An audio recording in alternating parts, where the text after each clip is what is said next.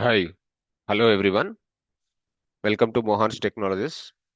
So మనము last క్లాస్లో పైథాన్లో డిఫరెంట్ డిఫరెంట్ కాన్సెప్ట్స్ వేసాము, డేటా టైప్స్ చెప్పుకున్నాం, వేరియబుల్స్, కామెంట్స్ లైక్ దట్. ఇప్పుడు ఏంటంటే ప్రింట్, టైప్, ఐడి అని మూడు ఫంక్షన్స్ ఉంటాయి. ఈ మూడు ఏంటంటే పైథాన్లో ప్రీడిఫైన్డ్ ఫంక్షన్స్. అంటే ప్రీడిఫైన్డ్ అంటే ఆల్రెడీ పైథాన్ డిఫైన్ చేసుకున్న ఫంక్షన్స్. ఒక్కొక్క ఫంక్షన్కి ఒక్కొక్క పర్పస్ ఉంది బాస్. సో ఫస్ట్ ఫంక్షన్ ఏంటంటే ప్రింట్ ఫంక్షన్. అసలు ఈ ప్రింట్ ఫంక్షన్ ఏం చేసిద్దయ్యా అంటే వెరీ సింపుల్, స్ట్రైట్ ఫార్వర్డ్. నేను ఇక్కడ అంతా నీట్గా రాస్తాను చూడండి. బేసిక్గా మనం ప్రింట్ అనేది జనరల్గా వాడాము ఇంతకుముందు, కానీ ఇక్కడ ఈ ప్రింట్ అనేది ఏం చేసిద్దంటే అవుట్పుట్ని ప్రింట్ చేసిద్ది అనమాట. Print is the print is the Python predefined function. Okay, let me directly say, ఒకసారి చెప్పేస్తాను. Python predefined function. ప్రీడిఫైన్డ్ అంటే మనం డిఫైన్ చేస్తుంది కాదు, పైథానే డిఫైన్ చేసి ఇచ్చింది ఫంక్షన్ని. Okay, Python predefined function. ఎందుకు వాడతారు ఈ ఫంక్షన్ని? Used for print outputs print చేయడానికి వాడతారు. అనమాట సింపుల్ గా. సో ఈ ప్రింట్ని ఎలా రాసుకోవచ్చమ్మా అంటే ప్రింట్ సింగిల్ కోడ్తో రాసుకోవచ్చు. మళ్ళీ ఈ ప్రింట్ని ఎలా రాసుకోవచ్చమ్మా అంటే ప్రింట్ డబల్ కోడ్తో రాసుకోవచ్చు. అంటే డబల్ కోడ్తో స్టార్ట్ చేస్తే డబల్ కోడ్తోనే ఎండ్ చేయాలి. Single quotes, double quotes. And మళ్ళీ ఇదే ప్రింట్ని ట్రిపుల్ సింగిల్ కోడ్తో స్టార్ట్ చేయొచ్చు. అంటే entry point triple single quote అనమాట, ఎగ్జిట్ పాయింట్ కూడా ట్రిపుల్ సింగిల్ కోడ్. సేమ్ ప్రింట్ని ట్రిపుల్ డబల్ కోడ్తో ఓపెన్ చేసి మళ్ళా ట్రిపుల్ డబల్ కోడ్తో ఎగ్జిట్ చేయొచ్చు. సో ఇన్ని ఫార్మాట్స్లో రాయొచ్చు. అంతేగాని ప్రింట్ని సింగిల్ కోడ్తో ఎంట్రీ పాయింట్ ఇచ్చి డబల్ కోడ్తో ఎగ్జిట్ పాయింట్ ఇవ్వకూడదు. సో మీకు చూపిస్తే ఎర్రర్ వస్తుంది అలా చేస్తే. ఎంట్రీ పాయింట్ ఏదైతే ఉందో ఎగ్జిట్ పాయింట్ కూడా అదే అయి ఉండాలి. ఎంట్రీ పాయింట్ ఏదైతే ఉందో ఎగ్జిట్ పాయింట్ కూడా అదే అయి ఉండాలి. ఇక్కడ గమనించండి, నేను ఏం చేస్తున్నాను. ప్రింటింగ్ ఇక్కడ ఎంట్రీ పాయింట్ ఇది, ఎగ్జిట్ పాయింట్ కూడా అదే. ఈ ఎంట్రీ పాయింట్ ఇది, ఎగ్జిట్ పాయింట్ కూడా అదే. Entry point triple single quote, exit point కూడా triple single quote. Entry point triple double quote, exit point కూడా ట్రిపుల్ డబుల్ కోడ్. జాగ్రత్తగా అబ్జర్వ్ చేయండి. ఇది రాసుకునేటప్పుడు, కోడ్ రాసేటప్పుడు జాగ్రత్తగా రాయండి. సింగిల్ కోడ్తో ఓపెన్ చేస్తే సింగిల్ కోడ్తో క్లోజ్ చేయాలి. డబుల్ కోడ్స్తో ఓపెన్ చేస్తే డబుల్ కోడ్స్తోనే క్లోజ్ చేయాలి. ట్రిపుల్ సింగిల్ కోడ్తో ఓపెన్ చేస్తే ట్రిపుల్ సింగిల్ కోడ్తోనే క్లోజ్ చేయాలి. ట్రిపుల్ డబుల్ కోడ్తో ఓపెన్ చేస్తే ట్రిపుల్ డబుల్ కోడ్తోనే క్లోజ్ చేయాలి. గుర్తుపెట్టుకోండి, ఓకేనా? తర్వాత టైప్ ఫంక్షన్. ఈ టైప్ ఫంక్షన్ ఏం చేసిద్ది అంటే టైప్ ఫంక్షన్ ఇది కూడా అంతే, Python predefined function used for getting the type of the variable. Type అంటే ఏదో ఒక డేటా టైప్ ఉంటుంది కదా, ఇంటీజర్ కానీ ఫ్లోట్ కానీ ఏదో ఒక డేటా టైప్ ఉంటుంది కదా. సో అది పైథాన్ ప్రిడిఫైన్డ్ ఫంక్షన్. అగైన్ ఇది కూడా Python predefined function used for get data, get type of the data, get type of the data. Type of the డేటాని గెట్ చేయడానికి వాడతారంట. అంటే ఇప్పుడు ఒక వేరియబుల్ ఉంది, వేరియబుల్లోకి ఒక వాల్యూ ఇస్తున్నాము. వాల్యూ ఇచ్చిన తర్వాత వేరియబుల్ ఏమైంది, నేను నిన్న చెప్పాను కదా, కాఫీ కప్. కప్లో కాఫీ పోస్తే కాఫీ కప్ అయింది, కప్లో టీ పోస్తే టీ కప్ అయింది, కప్లో మిల్క్ పోస్తే మిల్క్ కప్ అయింది, కప్లో బియర్ పోస్తే బియర్ కప్ అయింది. చూడండి, ఒక గ్లాస్ తీసుకోండి. ఈ గ్లాస్లో నేను టీ పోసాను అనుకోండి, టీ గ్లాస్ అయింది. అదే గ్లాస్లో కాఫీ పోస్తే కాఫీ గ్లాస్ అయింది. అదే గ్లాస్లో మంచినీళ్ళు పోస్తే వాటర్ గ్లాస్ అయింది. అదే గ్లాస్లో బీర్ పోస్తే బీర్ గ్లాస్ అయింది. అదే గ్లాస్లో వైన్ పోస్తే వైన్ గ్లాస్ అయింది. అంటే ఏంటంటే మీరు ఇచ్చిన డేటాను బట్టి దాని యొక్క టైప్ డిఫైన్ అవుతుంది. సో అదే ఒక గ్లాస్ ఉందమ్మా, అందులో కాఫీ ఉన్నాయి, నేను దీన్ని వాటర్ గ్లాస్ అనొచ్చా? అనలేను కదా, అది coffee glass.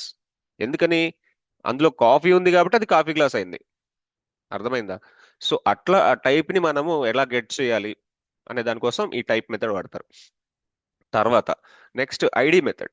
So ID method ఏందమ్మా అంటే ఇది కూడా అంతే, Python predefined method, Python predefined function, Python predefined function. Yes, I'm writing clearly. Python predefined function used for get location of the value. అంటే ఇప్పుడు మనం ఒక వేరియబుల్ రాస్తాం కదా, ఆ వేరియబుల్ కి ఒక లొకేషన్ ఉంటుంది. అంటే దానికి సంబంధించిన లొకేషన్ అంటే ఏంటి? దాని యొక్క ఇల్లు. అంటే అది ఎక్కడో ఒక చోట స్టోర్ అవ్వాలి కదా, ఆ స్టోర్ అయ్యే లొకేషన్ ని గెట్ చేయాలంటే ఐడి అనే మెథడ్ ని వాడాలి. ప్రింట్ ఎందుకు వాడాలి? ప్రింట్ ఎందుకు వాడాలి? అవుట్పుట్ వచ్చేదానికి ప్రింట్ వాడాలి. మళ్ళీ ప్రింట్ ఎట్లా రాయాలి? ఎట్లయినా రాసుకోవచ్చు. సింగిల్ కోడ్తో రాసుకుంటే సింగిల్ కోట్, డబుల్ కోడ్తో రాసుకుంటే డబుల్ కోట్, ట్రిపుల్ సింగిల్ కోడ్తో రాసుకుంటే triple single quote, triple double కోడ్తో రాసుకుంటే ట్రిపుల్ డబుల్ కోట్. అర్థమైంది కదా? నేను ఒకటే చెప్పా మీకు, ఎంట్రీ పాయింట్ ఏది ఉందో ఎగ్జిట్ పాయింట్ అదే ఉండాలి. ఒక లాక్ ఓపెన్ చేస్తామండి ఒక రూమ్కి, ఏ లాక్తో ఓపెన్ చేస్తున్నారో అదే లాక్తో మళ్ళీ క్లోజ్ చేయాలి.